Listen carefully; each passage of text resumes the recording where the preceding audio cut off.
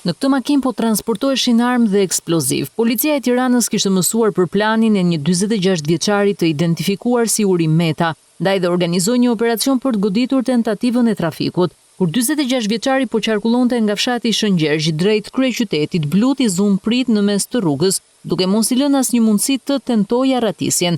Nga kontrolli në automjetin që drejtonte u gjetën 4 kallëp tritoli, 2 armë zjarri dhe 1500 fishek të kalibrave të ndryshëm. Uri Meta u vu në pranga në kushtet e flagrancës në mes të rrugës. Hetimet ndërkohë treguan se 46 vjeçari do t'ja shiste armët dhe eksplozivin në Tiranë tek një person, emri të cilit nuk bëhet i ditur, për një vlerë prej gati 3.000 eurosh, than burimet. Destinacioni final i tyre dyshohet se ishte Maqedonia e Veriut, ku dyshohet se do të përdoreshin për veprimtari kriminale.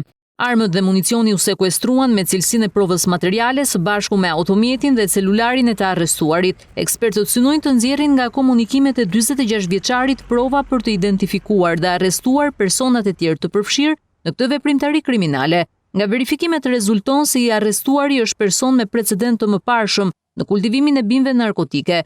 Gjatë 3 muajve të parë të vitit, policia e Tiranës ka goditur disa tentativa të trafikimit të armëve të zjarrit, që më pas shiteshin në tregun e zi me qëllim përdorimin për ngjarje dhe veprimtari kriminale.